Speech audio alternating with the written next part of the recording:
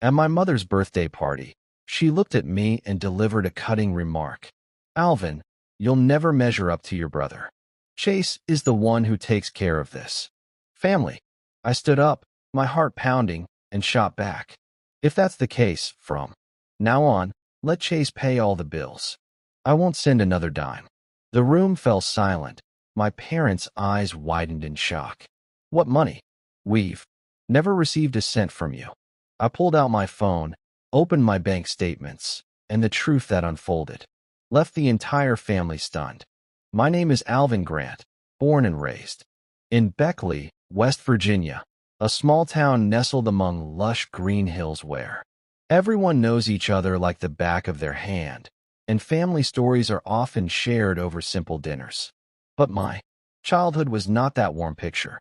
It was a long series of days spent in the shadow of unfair comparisons where I was always the one falling short, and my younger brother Chase was the shining star no one could rival.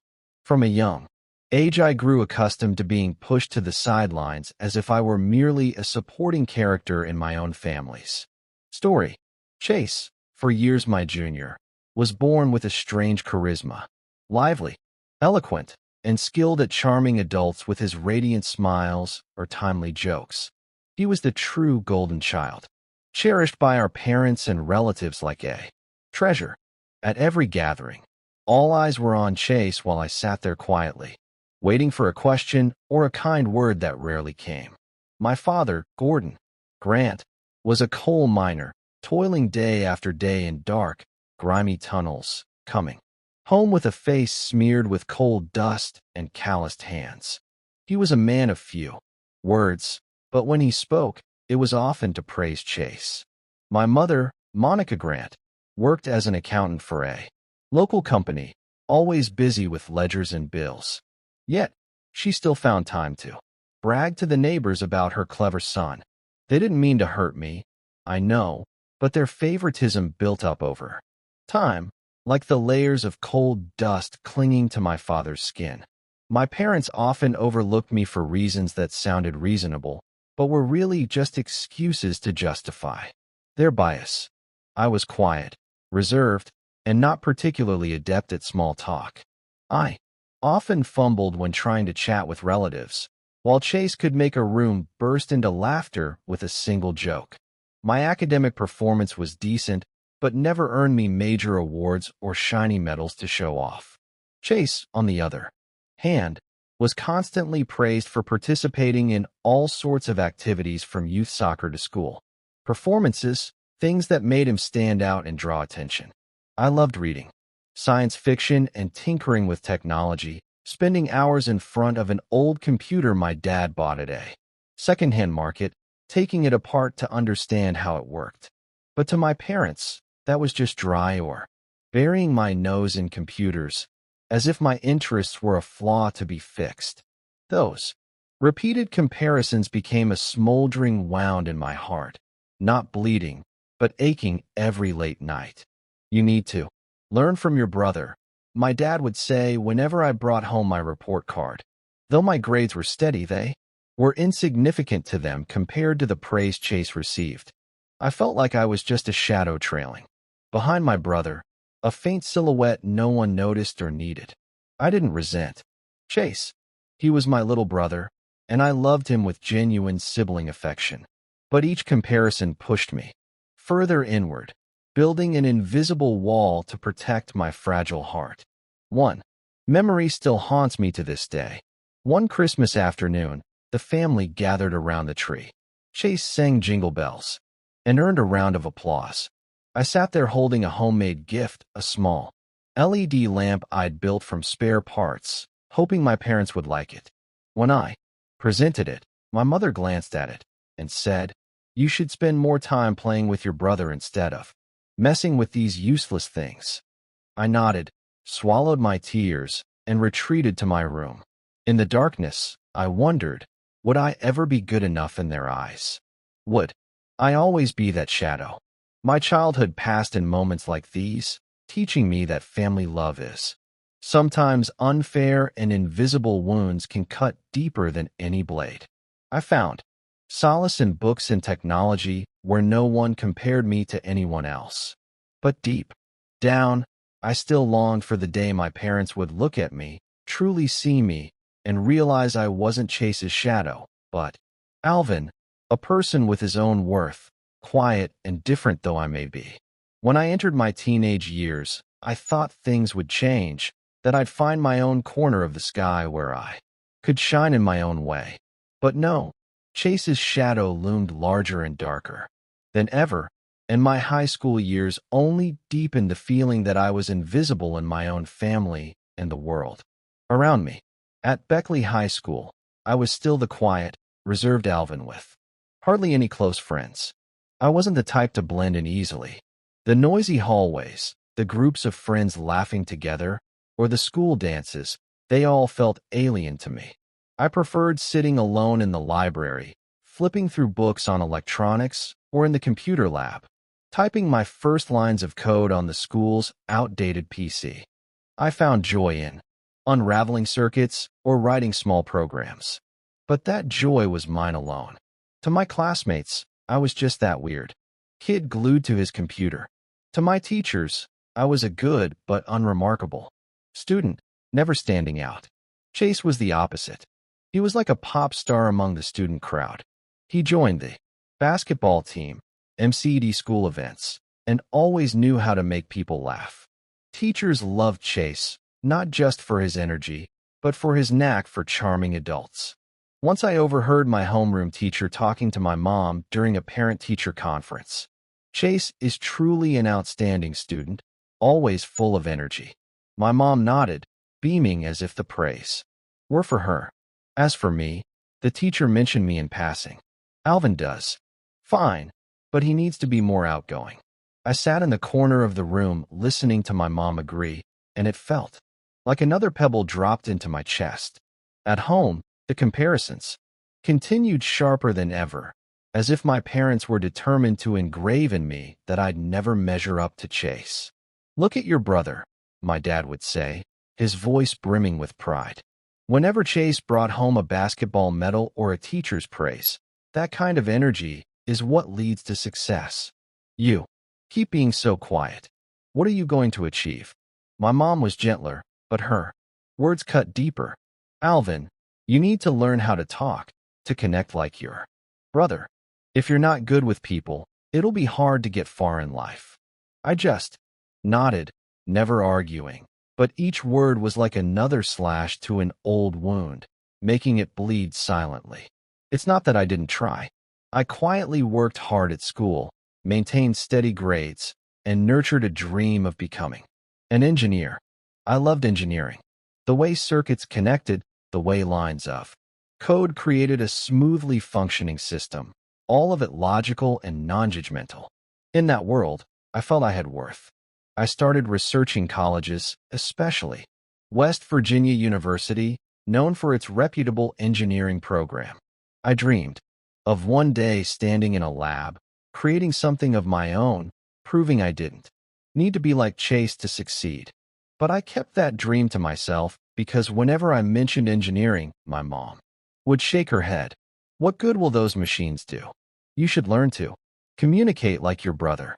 Once I decided to try changing, I joined the school science club, hoping to do something that would make my parents proud.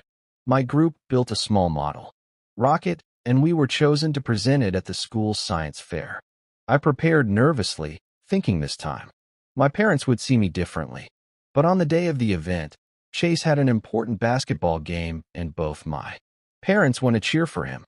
I stood on stage presenting our rocket, glancing at the audience and seeing their seats empty. Later at home, my mom only said, "I was busy watching your brother's game. Next time, let me know in advance so I can plan." I nodded, but deep down I knew there wouldn't be a next time.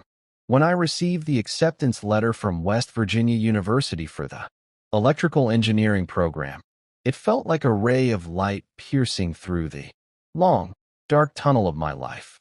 Standing at the university's gates, gazing at the towering lecture halls and modern laboratories filled with cutting-edge equipment, I told myself, this is where I belong. College wasn't just a chance to learn. It was a place where I hoped to shape who I was, to step out from Chase's shadow, and to prove that I had value, even if in a different way. My early days in Morgantown were like a parched man finding a stream. I dove into my studies with fervor, relishing the time spent in the lab tinkering with complex circuits or writing lines of code that made a small system run smoothly. Every time one of my programs executed successfully with "Hello World" flashing on the screen, my heart raced as if I'd just created a world of my own. I didn't need an audience or applause, just the knowledge that I was inching closer to my dream of becoming an engineer. While I buried myself in assignments and part-time jobs to cover tuition, Chase took a completely different path. He dropped out of college after just 1 year, declaring that school was restrictive and not for someone like him. Instead, he threw himself into freelance business, chasing ventures that sounded grandiose but were vague. He frequently called home, regaling our parents with tales of investment ideas, high-level connections with city entrepreneurs, or life-changing plans he was pursuing. Whenever he visited, Chase appeared like a star, dressed in crisp new shirts, sporting the latest phone, and spinning stories about big contracts he was about to sign. I looked at him, wondering where the money came from when he didn't have a steady job. Our parents, as if following a familiar script, continued to favor Chase. They admired him, calling him a go-getter and a visionary. "Chase dares to step out and take risks," my dad said, his voice brimming with pride while I sat quietly clutching my glass of water. "But you, Alvin, just working a regular job. What's that going to get you? You need to learn from your brother and dream big." Those words were like salt rubbed into an old wound, making it bleed silently. I wanted to scream that I was working hard, that every month I scrimped and saved to pay for tuition, rent, and expensive technical textbooks. But I stayed silent as I always had, knowing that speaking up wouldn't change anything. What hurt the most was how my parents supported Chase without a thought for my struggles. To start his ventures, Chase frequently asked them for money, sometimes for a promising tech app, other times to wine and dine business partners at fancy dinners. My parents didn't hesitate to dip into their savings or even take out loans to give it to him. "Chase needs this opportunity to rise," my mom said as if it were the most obvious thing in the world. Meanwhile, I had to fend for myself at college. Tuition, rent, food, books, everything depended on grueling part-time jobs. I worked as a server at a coffee shop, washed dishes at a restaurant, and occasionally fixed computers for doormates to earn a few extra bucks. Once I hesitantly called my mom to ask for a small amount to buy a technical book required for a course. She sighed over the phone. "Things are tight, Alvin. I just sent money to Chase for his business. You'll have to manage." I hung up, sat in my rented room, stared at the stack of secondhand books on my desk, and told myself I had to try harder. My college years were like living as a machine, racing between studying, working, and chasing my engineering dreams.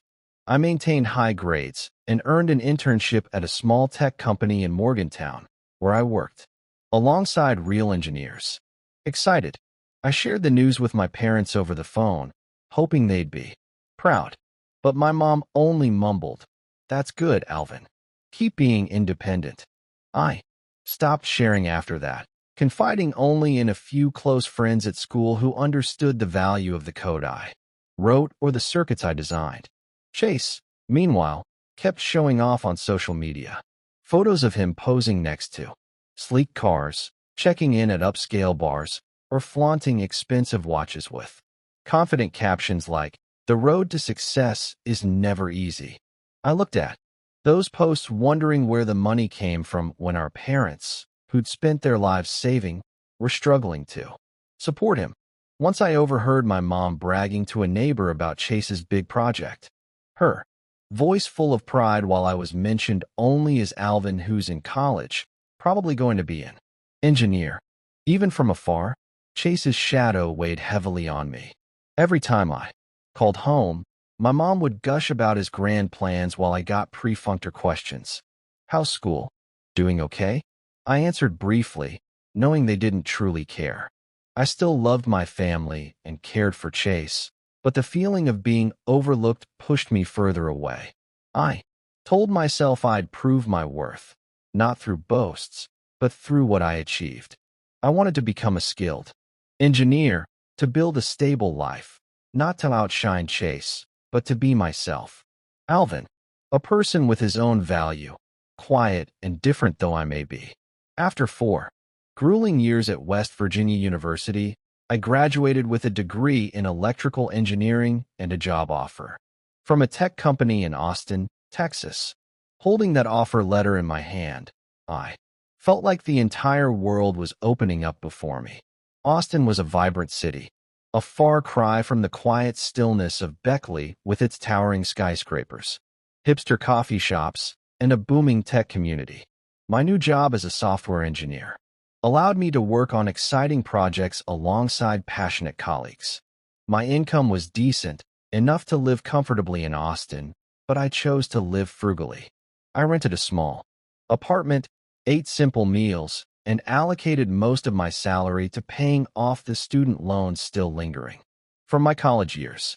I didn't need fancy cars or expensive clothes, things Chase always flaunted. For me, stability was the most precious thing, something I'd earned through exhausting part-time shifts and sleepless nights studying. I wanted to build a solid life, not just for myself, but so that one day my parents might look at me with pride. But then a phone call from Mom changed everything. Dad, after years of working in the coal mines, had to retire early due to declining health. The years of breathing coal dust had taken a toll on his lungs, and the doctor advised him against any heavy labor. Mom, who had always been accustomed to her accounting job, switched to part-time work due to her age and the stress of it all. The family's income plummeted to the point where Mom had to pinch every penny to cover monthly expenses. Hearing her voice over the phone filled with worry as she talked about utility bills and Dad's medication costs made my heart ache. I decided to send money to support my parents each month. It wasn't an easy decision. Life in Austin wasn't cheap, but I couldn't stand by and watch them struggle. Every month I set aside a portion of my salary, about $2,500, to help them get by. I wanted to do this discreetly without making my parents feel like I was showing off or doing anything grand. There was one problem, though. My parents, especially Mom, weren't savvy with bank transfers. They were used to cash, and every time I mentioned banking apps, Mom would complain, "It's too complicated." I thought of Chase, who still lived in Beckley, close to our parents. I called him, proposing what I thought was a convenient solution. I'd transfer the money to his account, and he'd withdraw it in cash to hand, directly to our parents. "It's quick and simple," I said, and Chase agreed immediately, his voice brimming with enthusiasm. "Don't worry, big bro. I'll take care of it." I trusted Chase. Despite his flashy lifestyle and occasional irresponsibility, I still saw him as my little brother, someone who wouldn't do anything to harm our family. Every month, I diligently transferred the money, including a note in the transaction description for parents. I didn't check up on it or ask Mom if she'd received the money because I assumed it was a given. I just wanted them to live more comfortably, and I wanted to do it quietly without anyone knowing I was behind it. I told myself that even if my parents never acknowledged my efforts, at least I was fulfilling my duty as a son. In Austin, my life was gradually falling into place. My job as a software engineer not only provided a stable income, but also brought me genuine joy. I loved mornings spent in the office, sipping black coffee, coding by the window with a view of the bustling streets below. But even though I was far from home, my responsibility toward my parents remained an inseparable part of me. After deciding to send $2,500 each month to my parents through Chase's account, I continued my work and life in Austin with the mindset that I was doing the right thing quietly. I imagined my mom using that money to buy medicine for my dad, fix the leaking roof, or simply live more comfortably. I didn't call to check on things because I trusted Chase, my younger brother who grew up with me through our days in Beckley, to take care of the family on my behalf. That trust, looking back now, was perhaps my biggest mistake. Occasionally, I called home and heard my mom complain about the cost of living. "Your dad's medicine is so expensive, Alvin," she said, her voice filled with worry. "The roof is leaking again. It cost $1,000 to fix." In those moments, my heart tightened. I increased the amount I sent. Sometimes $2,700, sometimes $3,000. Even though it meant cutting back on my expenses in Austin, eating out less, skipping outings with colleagues. I didn't complain because I thought I was doing the right thing. I just wanted my parents to live comfortably, free from the worries of the years they scrimped and saved to raise us. But while I lived frugally, Chase was becoming increasingly extravagant. Through social media, I saw him showing off a new car, a shiny SUV, and a designer watch glinting on his wrist in photos taken at upscale bars. He posted statuses brimming with confidence. Big work, big life. I looked at those posts and wondered where the money was coming from, since he was still freelancing with projects that were never quite clear. But I brushed aside my doubts, telling myself that maybe he had finally succeeded, that his investments had paid off. I didn't want to think ill of my brother, even though sometimes a small voice in my head warned me that something wasn't right. Amid my busy days in Austin, Pamela entered my life like a ray of warm sunshine. She worked in the company's marketing department with a radiant smile and eyes that knew how to listen. We started with short conversations during lunch breaks where I awkwardly talked about a stubborn coding bug, and she shared details about a new ad campaign. Gradually, after-work coffee dates brought us closer together. Pamela wasn't just a girlfriend. She was my first true confidant. She helped me forget the grueling work days, the sleepless nights worrying about money, and the lingering sadness of being compared to Chase.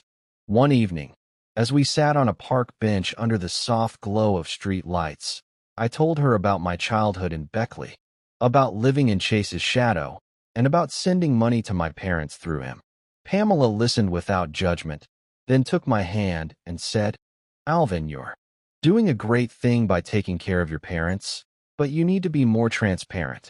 Let them know you're the one sending the money so they can see your heart." I smiled and brushed it off. "No need for that. I just want things to be simple, discreet." Pamela shook her head, her eyes filled with concern. "You trust Chase too much. Be careful. Not everyone is as they seem." Our dates with Pamela became a healing balm. She took me to live music, shows at small bars, taught me how to dance despite my clumsiness, and cooked simple dinners with me in my apartment. One time, when I was exhausted from a project at work, Pamela showed up with a plate of homemade cookies, and we sat, watching a comedy movie, laughing until our sides hurt. "You don't need to be like anyone else," she said, resting her head on my shoulder. "You're Alvin, and that's enough." Those moments made me feel lighter, as if Chase's shadow was slowly fading, replaced by the warmth of Pamela's love. But her advice about transparency lingered in my mind. I didn't want to believe that Chase could do anything wrong, but his flashy posts, the new car, the lavish parties began to stir a vague unease in me. I didn't know that this feeling was leading me toward a painful truth, a truth that would explode at my mother's birthday party, where my trust would be shattered and everything I thought I knew about my family would be turned upside down. My mother's 65th birthday party was the first time I returned to Beckley after nearly a year of being busy in Austin. I wanted to do something truly special to celebrate her. I spent weeks preparing a gift, a compact digital camera, easy to use with a large screen and simple buttons. Perfect for Mom, who had once mentioned wanting to capture family moments and the daisies in her garden. I went to an electronics store in Austin, testing each model, carefully weighing the brands. Pamela, my girlfriend, even helped me check the features, ensuring Mom would love it. Your mom's going to adore this, Pamela said with a smile, her eyes sparkling as we wrapped the gift in green wrapping paper, Mom's favorite color, and wrote a card that read, "Happy birthday, Mom," from Alvin and Pamela. Pamela agreed to come with me to Beckley, not just for the party, but also to meet my family. I was more nervous than ever. This was the first time I'd brought a girlfriend home, and I wanted my family to see that I was different now. A mature Alvin with a stable job, a respectable life, and a wonderful partner.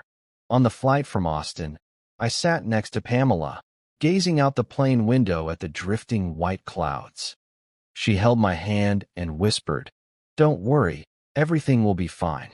I'm excited to meet your parents, even if they're a bit biased, like you said." I smiled, but my heart felt heavy. I had told Pamela about my childhood, about Chase's shadow, about being constantly compared to him. But I still hoped this party would be a chance to mend things for my parents to see me differently, without comparing me to him. The drive from the airport to Beckley took us through familiar roads where the lush green hills stood quietly like childhood memories.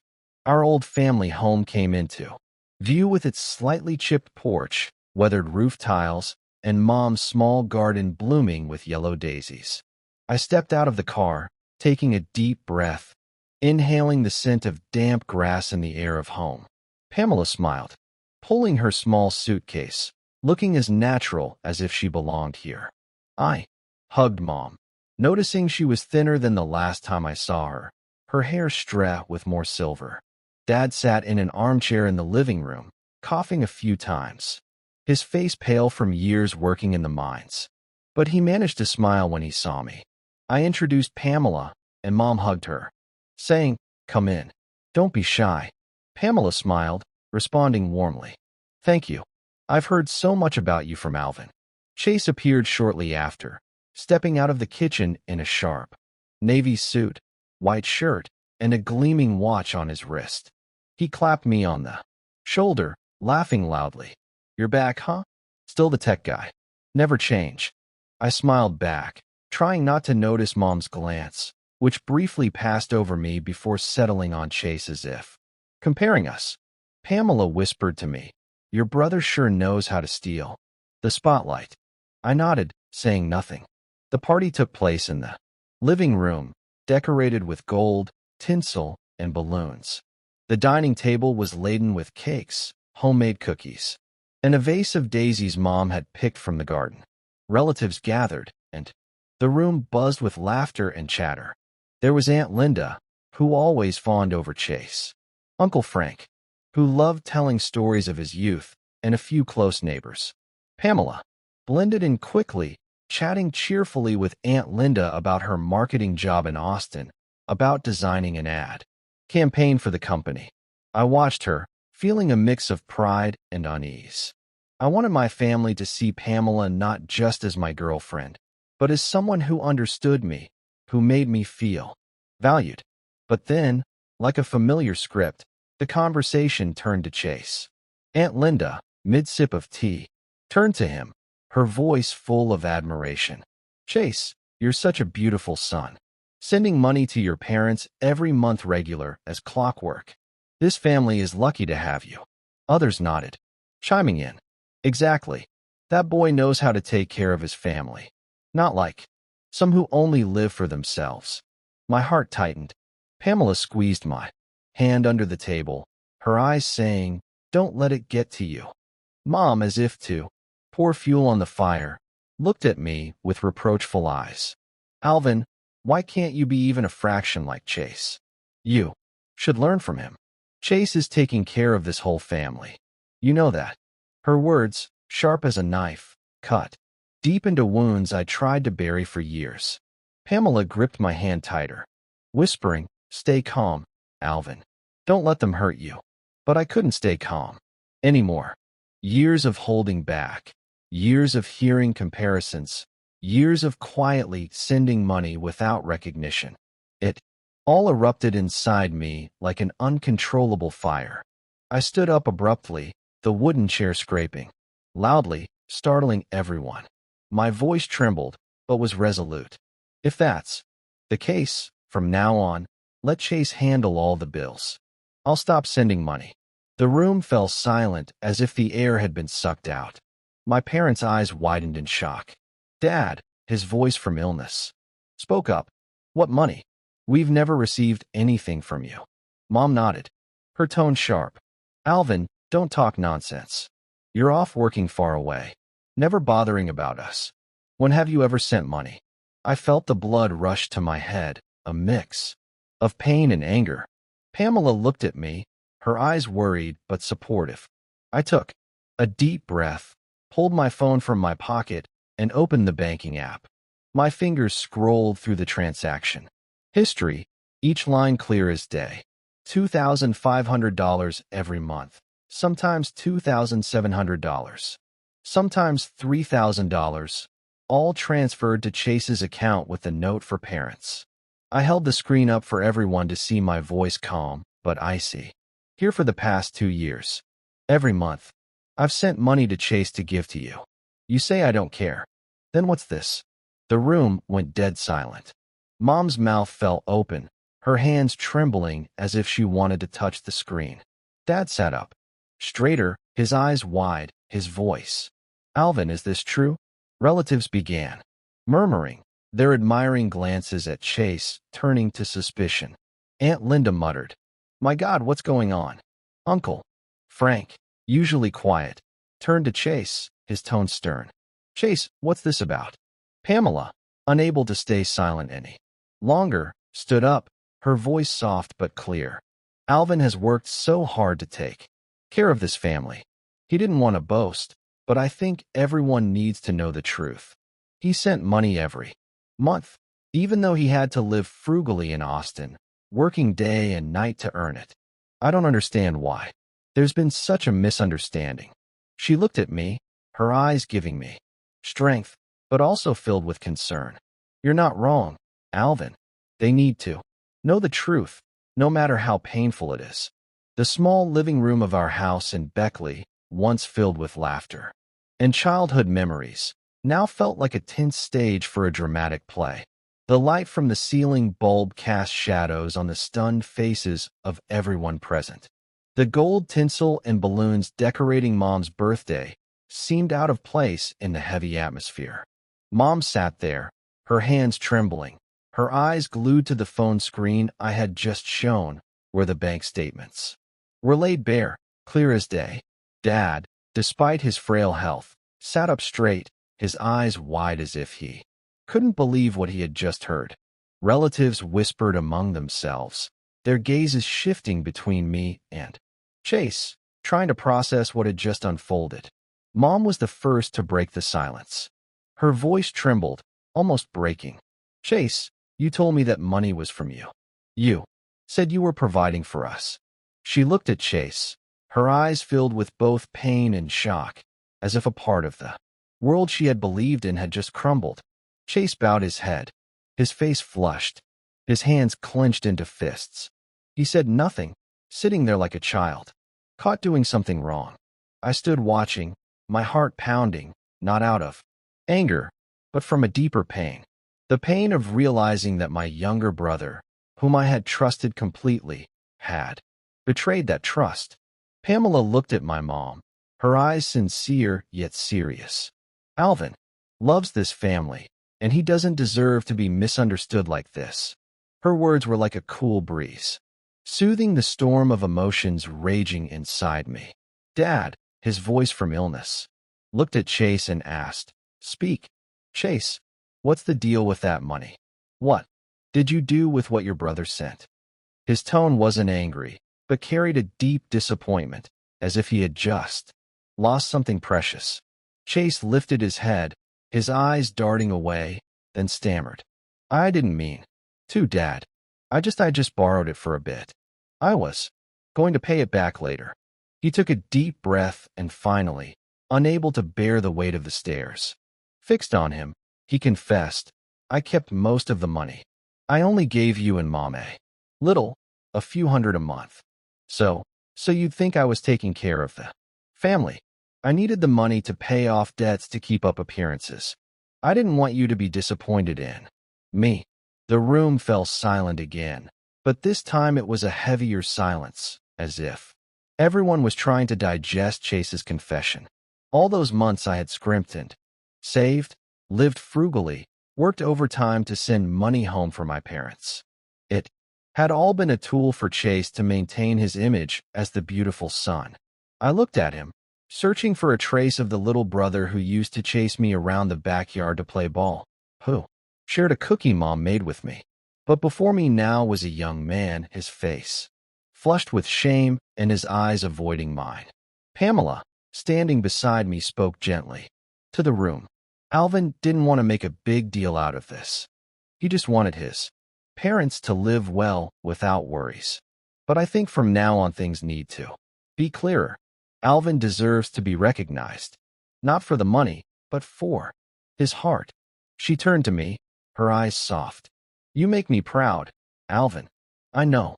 You didn't want to boast, but today you needed to speak up to protect yourself. Her words were like a cool breeze, easing the storm of emotions within me. But they also reminded me that if I had listened to her advice from the start, things might not have gone this far. Chase, after a long silence, finally spoke, his voice trembling. Alvin, I'm sorry. I didn't mean to hurt you. I got caught up in debt. My projects, they weren't like I said. I lost money, racked up debts, and I needed the money to keep up appearances so Mom and Dad wouldn't be disappointed. He bowed his head, his voice choking. I was wrong. I didn't think things would go this far. His confession left me both angry and pitying. Angry because he had lied and used me, but pitying because he was my brother. And I knew he was also a victim of the expectations he had placed on himself. The truth about Chase slowly came to light. The grand projects he boasted about on social media, the SUV, the designer watch, the lavish parties, were all funded by loans, debts, and worse, the money I had sent for our parents. He had used most of it to sustain his flashy lifestyle, giving our parents only a few hundred a month, just enough for them to think he was the beautiful son. I looked at him, my heart torn between pain and disappointment. But more than anything, I realized that the distance between us wasn't just a matter of personality. It was a matter of honesty. Mom covered her face, sobbing. She grabbed my hand, her voice trembling. Alvin, I'm so sorry. I didn't know you did so much. I was wrong all these years. Dad, his voice, looked at me with eyes full of regret. I was wrong, Alvin. I always thought you didn't care about the family. That Chase was the one looking out for us. I never imagined you. He trailed off as if unable to find the words. I saw his eyes rein, and for the first time in my life, I felt he truly saw me. Not as Chase's shadow, but as his son. The relatives in the room, from Aunt Linda to Uncle Frank, began to murmur. Aunt Linda, who had always praised Chase, quietly set her teacup down, her eyes confused. Uncle Frank looked at me, his voice low. Alvin, I had no idea you were quietly doing so much. I always thought he didn't finish, but his eyes for the first time held a respect I had never seen before. A neighbor whispered, Turns out Alvin's the one carrying the family. Who would have thought? I looked at everyone, my heart torn between pain and relief. The truth was out, but it didn't bring the joy I had expected. I only wanted my parents to live well, free from worries. But now I realized that my trust had been betrayed, and my family had been clouded by lies and favoritism. Chase looked up, his eyes full of remorse. Alvin, I'll pay the money back. I promise I'll make it right. But I didn't know if that promise was trustworthy. All I knew was that from this moment, everything in our family had changed forever. I took a deep breath, trying to keep my voice calm. Mom, Dad, I began, my gaze sweeping across the room. I didn't want things to come to this. All I ever wanted was for you to live well without worries. But what just happened? It's made me rethink everything. I can't continue like before. Mom looked at me, her eyes still brimming with tears as if she wanted to say something. But I raised my hand to stop her. I needed to say everything too. Set boundaries I had never dared to consider before. If you want me to keep supporting you, I said, my voice slow, but resolute. I have some conditions. First, I don't want to hear any more comparisons between me and Chase. I've lived my whole life in his shadow, and I'm tired of it. I'm Alvin, not some lesser version of Chase. I looked at Mom, then at Dad, my eyes not angry but firm. Second, from now on, every expense needs to be transparent. I'll send money directly to you, or I'll pay the bills myself. I need to know my money is being used for its intended purpose. And third, Chase needs to contribute, too. If he wants to be part of this family, he needs to take responsibility, not just make empty promises. The room fell silent. Mom nodded slowly, tears still streaming down her cheeks. Alvin, I agree, she said, her voice choked with emotion. I was wrong to compare you to your brother. I promise I won't do it again. I just wanted our family to be harmonious, but I made so many mistakes. Dad spoke up too. I agree, Alvin. You're right. From now on, everything will be transparent. We won't let this happen again. Chase, still bowing his head, finally looked up. His face was flushed, his eyes full of shame, but also a glimmer of determination. Alvin, he said, his voice trembling. I know I was wrong. I'm not just apologizing. I'll try to make things right. I'll contribute. I'll help Mom and Dad, and I'll live more responsibly. He looked at me, his eyes pleading for a chance. I don't want to lose this family, and I don't want you to think badly of me forever. His words, though I wasn't entirely sure I could trust them, softened my heart. Pamela, sitting beside me, gave a faint smile and whispered, You did well, Alvin. Setting boundaries is necessary, and I believe your family will understand. She turned to Mom, her voice gentle. Ma'am, I know this is hard, but Alvin just wants fairness and transparency in the family. He loves you and your husband so much.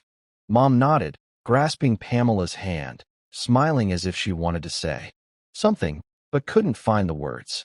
What was supposed to be a joyful occasion had become a turning point for our family.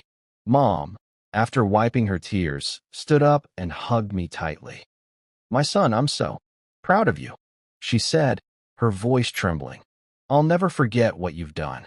Dad, unable to stand, grasped my hand, his eyes full of gratitude.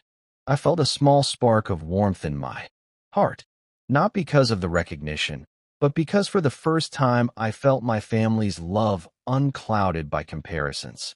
The birthday party ended quietly with no one in the mood to cut the cake or raise glasses for a toast.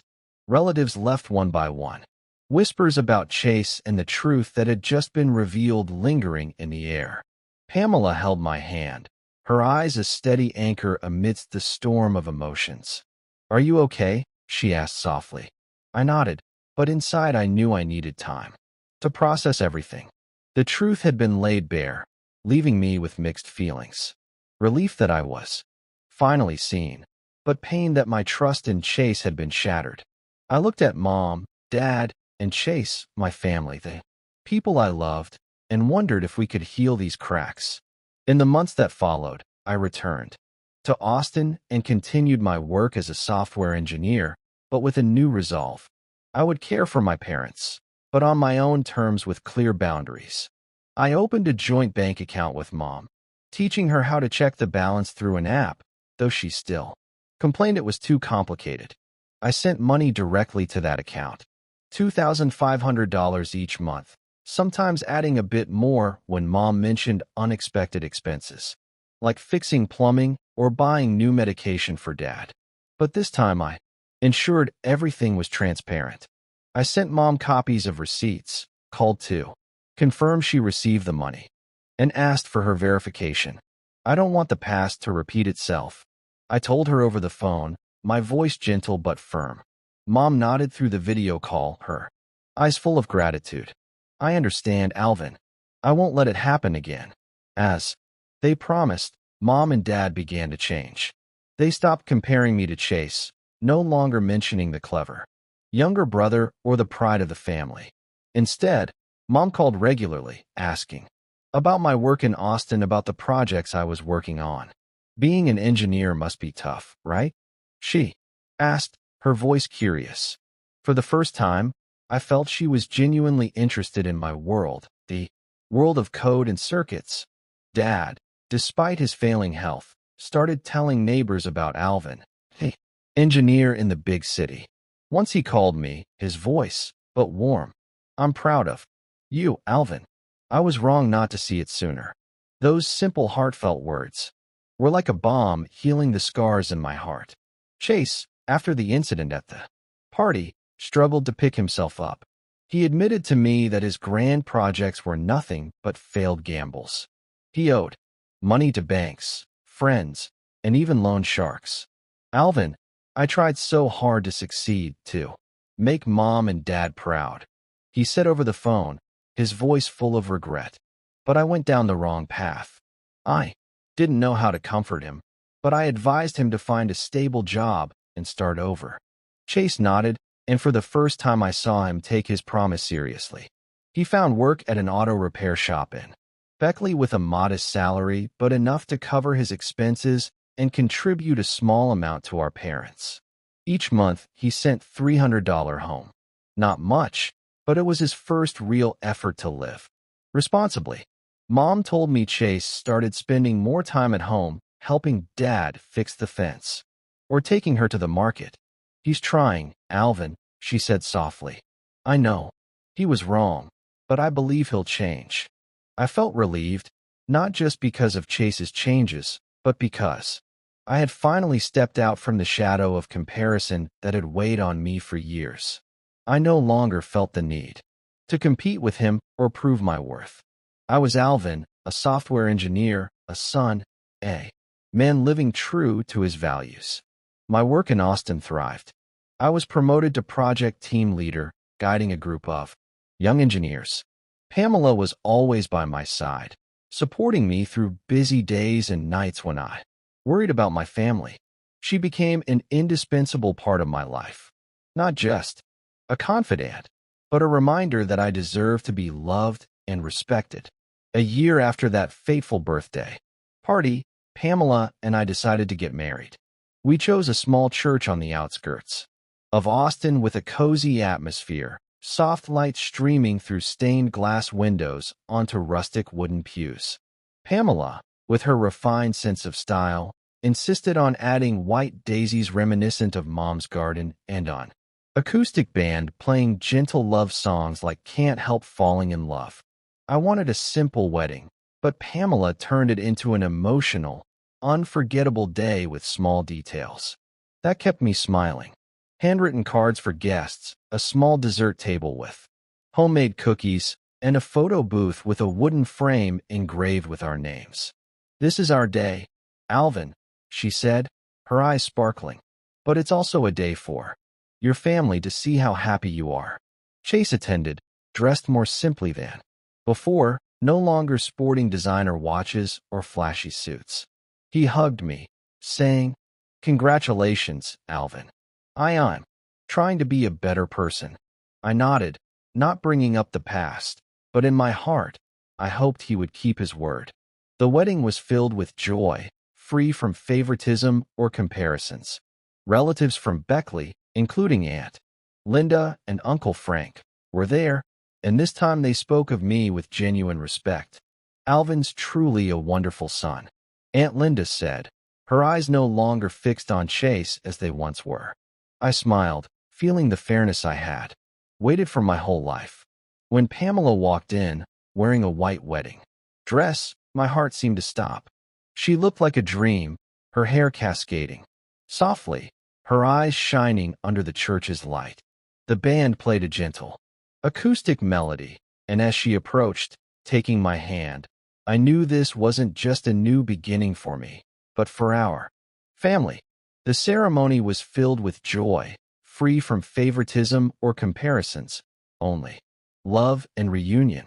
As we exchanged vows, I looked into Pamela's eyes and said, I promise to love and cherish you the way you helped me find myself again. Pamela smiled, her voice choked with emotion. And I promise to always stand by you, Alvin, no matter what happens.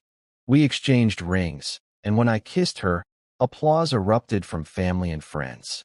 I looked at my parents, Mom, wiping tears, Dad smiling, and Chase standing in the corner, giving a slight nod as if in support. My family, once divided by favoritism and lies, was slowly finding its way to love, fairness, and clarity. Years later, Pamela and I built a life full of joy. We bought a small house in Austin with a little garden where Pamela planted daisies just like Mom's in Beckley. I continued my work at the tech company, and Pamela started a small marketing consultancy where she shone with creativity and passion. We often visited my parents, bringing small gifts, a new camera for Mom, a comfortable armchair for Dad. My parents now greeted us with smiles and stories, no longer centered on Chase. They talked about Mom's garden, Dad's health, and asked about our life in Austin. As long as you're happy, I'm happy, Mom said, her eyes free of any trace of favoritism. Chase, after years of struggle, finally found his path. He paid off his debts through his steady job at the auto repair shop and later opened a small garage in Beckley.